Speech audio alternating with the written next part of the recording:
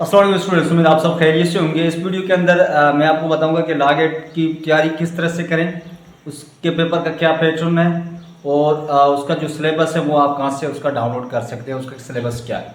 सारे जो आपके क्वेश्चंस हैं इसी वीडियो के अंदर हम डिस्कस करने वाले हैं। अगर आप चैनल पर पहली बार है तो चैनल को लाजमी सब्सक्राइब करें, साथ में बेल आइकन उसको ऑल पे सेट करें ताकि आने वाली जो वीडियो होगी उसमें आपको टाइम टू टाइम मिलती रहेगी। देखिए आप जो लॉ गेट का सिलेबस है, जो जिनका फर्स्ट अटेम्प्ट है या वो नहीं जानते कि लॉ गेट का सिलेबस कौन सा लॉ गेट का सिलेबस है और कहाँ से हम उसको डाउनलोड कर सकते हैं। जी आप गूगल पे उसको इजीली डाउनलोड कर सकते हैं, उसकी पीडीएफ अवेलेबल है। जब आप गूगल पे लिखेंगे लॉ गेट का सिलेबस, ठीक है ना, तो वो आपको गूगल पे आपको मिल जाएगी पीडीएफ फाइल के अंदर, ठीक है। अभी नेक्स्ट जो आपका क्वेश्चन है कि लॉ गेट की तैयारी कैसे करें, उससे पहले मैं आपको यहाँ पे समझाऊँ कि लॉ गेट का जो पेपर का पैटर्न क्या है। अगर आपको पैटर्न समझ में आ गया कि किस तरह से लॉ गेट का एक पेपर का जो पैटर्न होता है या प्रोसीजर या मेथड या फॉर्मेट होता है, वो अगर आपको समझ में आ गया तो आपको तैयारी करने में, प्रिपरेशन करने में आसानी होगी, ठीक है। तो देखें आपका जो लॉ गेट के अंदर टेस्ट के अंदर जो एमसीक्यूज आते हैं वो किस तरह से आते हैं। वो आते हैं आपके एज इट इज़, जो आपका सेक्शन है, आपके रूल्स आर्टिकल्स जो हैं उसको एज इट इज़ कॉपी करके पेस्ट किया जाता है आपकी टेस्ट के अंदर, ठीक है। उसके अंदर एक वर्ड को मिस किया जाता है, जो जिस तरह से आपके जो सेक्शंस, जो आर्टिकल्स, जो रूल्स हैं उसको एज इट इज़ कॉपी करके उसी सेक्शन या उसी आर्टिकल के अंदर एक वर्ड को मिस किया जाता है। सिंपल हम इसको कहें कि ये आपका क्या हो गया, फिलिंग द ब्लैंक्स का एक मेथड अडॉप्ट किया जाता है, एचईसी अडॉप्ट करती है आपकी लॉ गेट के अंदर। अभी उसकी आपने प्रिपरेशन कहाँ से करनी है, ये तो आपको समझ में आ गया कि आपका पेपर का जो पैटर्न है वो क्या है। फिलिंग द ब्लैंक्स का एक सिस्टम है, कॉपी पेस्ट होते हैं आपके सारे सेक्शंस, आर्टिकल्स, रूल्स को एज इट इज कॉपी किया जाता है और एक वर्ड को मिस किया जाता है। अभी वर्ड कौन सा मिस करते हैं ये समझने वाली बात है। समझने वाली ये बात है कि उसमें अंदर जो आपका सेक्शंस, आर्टिकल्स होते हैं उसके अंदर जो वर्ड मिस करते हैं वो कौन सा करते हैं आपका प्रीपोजिशन से पहले वाले वर्ड को मिस करते हैं या बाद वाले वर्ड को मिस करते हैं या फिर प्रीपोजिशन को ही मिस कर देते हैं, ठीक है ना।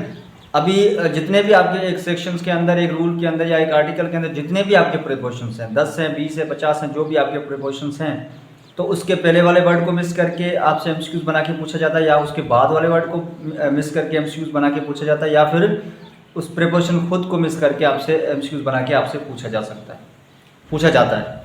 तो अभी जो आप मार्केट के अंदर जितने भी आपको गाइड मिलेंगे तो इस तरह से कोई भी गाइड नहीं अवेलेबल। अभी जो मैंने आपको तरीक़ेकार बताया, ये आप खुद पास पेपर्स देखेंगे तो आपको पता चल जाएगा कि मैं सही कह रहा हूँ कि या आपके जो मार्केट के अंदर है वो गाइड सही है। तो गाइड के अंदर जितने भी मार्केट के अंदर गाइड्स हैं वो डिपेंड कर रहे हैं आपके जनरल एमसीक्यूज पे, ठीक है ना। मतलब वन लाइन एमसीक्यूज हैं, कॉन्सेप्चुअली बेस पे एमसीक्यूज बने हुए हैं, तो वो हो गए आपके वन लाइन एमसीक्यूज। वो आपकी टेस्ट के अंदर नहीं आते, ना वही फॉर्मेट आता है, ना ही उसके एमसीक्यूज उसके अंदर आपकी टेस्ट के अंदर आते हैं। तो आपने डायरेक्ट पढ़ने, जब आप एक एक सेक्शंस को पढ़ेंगे तभी आपके जहन के अंदर ये चीज़ समझ में आ जाएगी कि कौन से वर्ड कहाँ पे है, किस सेक्शन के अंदर कहाँ पे शैल बी का इस्तेमाल है, कहाँ पे मे बी का इस्तेमाल है, कहाँ पे मस्ट है, कहाँ पे शुड है, कहाँ पे वुड है। तो वो सारी चीज़ें आपको समझ में आ जाएंगी और कौन कौन से वर्ड किस सेक्शंस के रिलेटेड होते हैं, कौन से वर्ड मिस किए जाते हैं। तो वो जब आप डायरेक्ट पढ़ेंगे तभी आपको समझ में आ जाएगा। अगर आप मेरे डायरेक्ट के नोट्स हासिल करना चाहते हैं, जिस तरह से मैंने अभी आपको समझाया कि इस तरह से आपके एमसीक्यूज आते हैं, सेक्शंस को कॉपी करके उसके अंदर वर्ड मिस किया जाता है, प्रीपोजिशन से पहले वाले या बाद वाले या प्रीपोजिशन खुद को। तो इस तरह से मैंने भी जो आपका सिलेबस था उसको मैंने कन्वर्ट किया एमसीक्यूज के अंदर। एक एक सेक्शन के अंदर जो जो एमसीक्यूज बनते थे वो मैंने बनाए। वो हासिल करना चाहते हो तो आप व्हाट्सअप नंबर आपको शो हो रहा है, उस पर रब्ता करके हासिल कर सकते हैं। बाकी आपने प्रिपरेशन डायरेक्ट से करनी है, किसी गाइड से नहीं। तो आपने गाइड को नहीं पढ़ना, जब तक आप गाइड पढ़ेंगे तब तक आप अपनी टेस्ट के अंदर 100% फेल होंगे।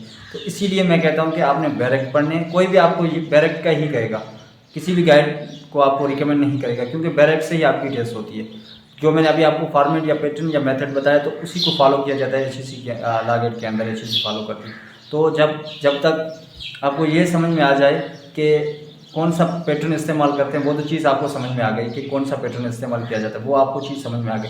अगर अब भी आप गाइड पढ़ेंगे तो आप ऐसे समझ लें अपने फ्यूचर के साथ कर लें। अगर आप जब तक एज ए एडवोकेट इनरोल नहीं होंगे तब तक आप किसी भी केस को प्रोसीड नहीं कर सकते, किसी भी केस को आप चला नहीं सकते। क्यों नहीं चला सकते? क्योंकि आप अभी तक एडवोकेट नहीं हैं, जस्ट एक लॉयर। मतलब आपने लॉ की डिग्री हासिल की तो आपको एज ए लॉयर ही कहा जाएगा, आपको एज ए एडवोकेट नहीं कहा जाएगा। जब आप लॉ गेट पास करेंगे, आप अपने पॉइंट्स के अंदर किसी भी बार के अंदर आप एज ए एडवोकेट होंगे, तब जाके आप किसी भी केस को प्रोसीड कर सकते हैं। और आपने, अगर आप किसी सीनियर के साथ काम कर रहे हैं, सीख गए हैं, तो आप अपना फिर बाद में जब आपको लाइसेंस मिल जाएगा तो आप बाद में अपना खुद का भी पर्सनली भी केस चला सकते हैं।